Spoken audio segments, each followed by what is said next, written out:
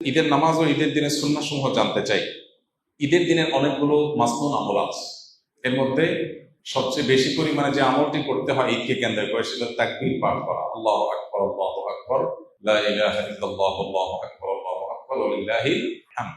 ঈদুল ফিতরে এটা শুরু হয় হলো ঈদের চাঁদ দেখা যাওয়ার পর থেকে নিয়ে ঈদের নামাজ পর্যন্ত, আর ঈদুল আজহাতে শুরু হয় হলো জিলহজ মাসের চাঁদ দেখা যাওয়ার পর থেকে নিয়ে কোরবানি পর্যন্ত, অর্থাৎ 10 দিন পর্যন্ত। তো এটা হলো সবচেয়ে কমন সুন্নাহ এবং বেশি পরিমাণে করার জন্য। এমনকি ঈদগাহে আসার সময় তাকবীর বলতে বলতে আসা, ঈদগাহে এসেও বেশি বেশি করে তাকবীর পাঠ করা, এটা হলো ঈদের মাসনুন আমল।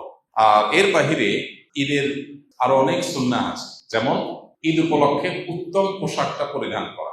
উত্তম পোশাক, নতুন না কিন্তু, যে কয়টা আছে এর মধ্যে সবচেয়ে ভালোটা পড়া হলো মুস্তাহাব বা উত্তম। ঈদ উপলক্ষে আরেকটা গুরুত্বপূর্ণ আমল হলো আর্লি মর্নিং ঘুম থেকে ওঠা ঈদের দিন, ফজর নামাজ মহল্লা মসজিদের জামাতের সাথে পড়া। এই সুন্নাত সবচেয়ে বেশি খেলাফ হয় আমাদের, কারণ চাঁদ রাত আমাদের অনেক কেনাকাটা করা লাগে, অনেক ফুর্তি ফার্তা করা লাগে, মহিলাদের অনেক গোছ গাছ করা লাগে, এগুলো করতে করতে দেরি হয়ে যায়।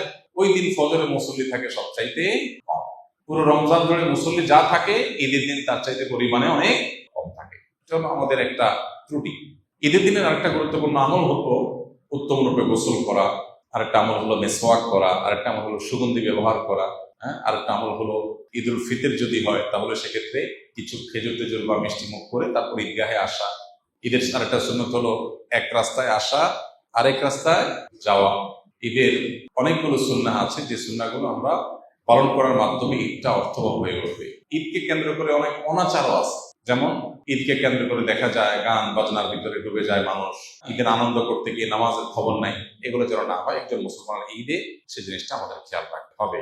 কোন কোন সম্পদের জাকাত দিতে হবে এবং কত শতাংশ করে জাকাত দিতে হবে, খুবই গুরুত্বপূর্ণ এবং মৌলিক একটা প্রশ্ন।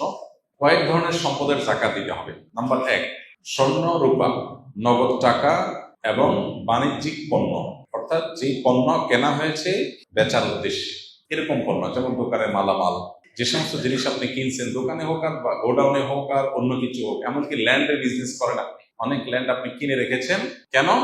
আপনার উদ্দেশ্য হলো এটা আপনি বিক্রি করবেন, অর্থাৎ এটা আপনার বাণিজ্যিক পণ্যের অন্তর্ভুক্ত। এরকম যদি হয় তাহলে সেক্ষেত্রে এই সকল পণ্যের জাকাত দিতে হয়। এইসব পণ্য এবং এইসব জিনিস, অর্থাৎ নগদ অর্থ, স্বর্ণরূপা এবং বাণিজ্যিক পণ্য, নগদ অর্থ, স্বর্ণরূপা, এই সব সম্পদের জাকাত দিতে হয় বছরে একবার 2.5% করে। অর্থাৎ 1 বছর যদি এটা আপনার কাছে থাকে তাহলে জাকাত দিতে হবে কত পার্সেন্ট? 2.5%। 1 লাখ টাকা থাকলে 2,500 টাকা, 1 লাখ টাকা স্বর্ণ থাকলে, স্বর্ণরূপা মিলিয়ে থাকলে 2,500। শুধু স্বর্ণ যদি থাকে তাহলে 7.5 ভরির আগে জাকাত আসে না। স্বর্ণের সাথে যদি একটু রূপা থাকে বা ক্যাশ টাকা থাকে তাহলে দুইটার অর্থ মিলায়া 7.5 স্বর্ণ হওয়া জরুরি না, তখন 52.5 ভরি রূপার সমান মূল্য হলেই হয়ে যায়, যেটা 2 লাখ প্লাস টাকা হলে আজকাল হয়ে যায়।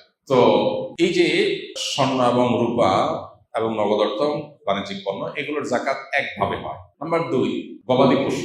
গবাদি পশুর জাকাত সেটা দেওয়া লাগে যদি গবাদি পশু আপনার চরে পড়ে খায় এবং একটা নির্দিষ্ট নেশা পরিমাণে পৌঁছায়। গরু হলে এতগুলো, ছাগল হলে এতগুলো, তারপর আপনার উট হলে এতগুলো, এগুলো হলো জাকাত যোগ্য সম্পদ। মোরগ অথবা হাঁস, এগুলো জাকাত যোগ্য পশু না। হ্যাঁ, এগুলোর জাকাত হবে যদি কেউ মুরগির ফার্মে বিজনেস করে, যে মুরগি কিনেছেন তিনি এটা বিক্রি করবেন, তখন একটা বাণিজ্যিক পণ্য হিসেবে জাকাত আসবে। পশু হিসেবে জাকাত আসবে শুধুমাত্র এই যে ছাগল, ভেড়া, দুম্বা, গরু এবং উট, মহিষ, এগুলোর জাকাত আসবে। এগুলো নির্দিষ্ট নেশাব বলে, কোনোটা 40টা, কোনোটা 5টা, আকার অনুযায়ী আপনার জাকাত আসবে। এগুলোর বছরে একবার জাকাত আসে। তৃতীয় জাকাতের আরেকটা পণ্য হলো কৃষিজাত পণ্য। কৃষিজাত পণ্য যে সমস্ত ফসল আমরা করি, এই ফসলগুলোর জাকাত দিতে হয়। ফসলের জাকাতের নেশাব হলো 17 মণ। 17 মণ, 5 ওয়াসাক, মূলত 5 ওয়াসাক হিসাব করলে 17 মণ হয়। এই হিসাবে কিছুটা ভিন্নতর মত আছে, বাকিটা প্রসিদ্ধ মোটামুটি গ্রহণযোগ্য যে 17 মণ যদি হয়ে যায় তাহলে সেখানে আপনার যদি আকাশের বৃষ্টির পানি থেকে হয়ে যায়, প্রাকৃতিক পানি থেকে হয়ে যায়, আলাদা পানি সেচন করা না লাগে, তাহলে সেক্ষেত্রে 100 ভাগের 10 ভাগ, 10%।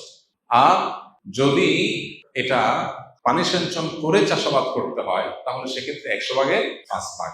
অর্থাৎ আমাদের দেশে যে ফসল হয় এগুলো প্রায় সবগুলোই নিজস্ব সেচ সিস্টেমের মাধ্যমে করতে হয়, অটোমেটিক হয়ে যায় এরকম জিনিস নাই, খুব কম। তো নিজস্ব পানি সেচন বা সেচ সিস্টেমের মাধ্যমে যেগুলো করা লাগে এগুলো সবগুলো প্রতি 100 কেজিতে 5 কেজি খাদ্য শস্য গরিব দুঃখীদেরকে দান করে দিতে হবে। এটার সাথে বছরের সম্পর্ক নাই, এটা হলো যতবার ফসল উঠবে ততবার জাকাত আসবে। এ হলো মোটামুটি জাকাতের ব্যাপার, যে যে সমস্ত সম্পদের জাকাত হয় এবং কত পার্সেন্ট করে জাকাত হয়। আমি একজন জেনারেল কোরআনের শানে নজরুল ও সংক্ষিপ্ত ব্যাখ্যা জানা ও বোঝার জন্য কোন কিতাবটি সংরক্ষণ করলে ভালো হয় দয়া করে জানাবেন।